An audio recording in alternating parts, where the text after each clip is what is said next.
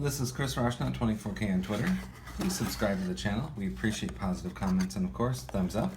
Today we'll be unboxing the CHOETECH 72W USB-C desktop charger with USB Type-C power delivery. So here's the charger itself. You can find this product on Amazon. So it has one connection port for the wall. The cable comes in the box. And here it is. It's pretty slim. We would actually probably take this with us on a trip because it's so small. It gives you a total of 72 watts of output power. So this USB Type-C power delivery port is 60 watts, and it shows you right there. And the rest are 12 watts total. These are USB Type-A ports for the rest of your devices.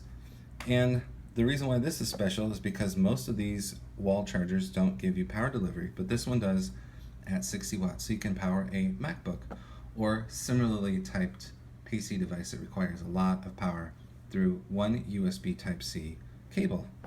This is a CHOETECH wall charger with charging technology and 72 watts of power. Thank you.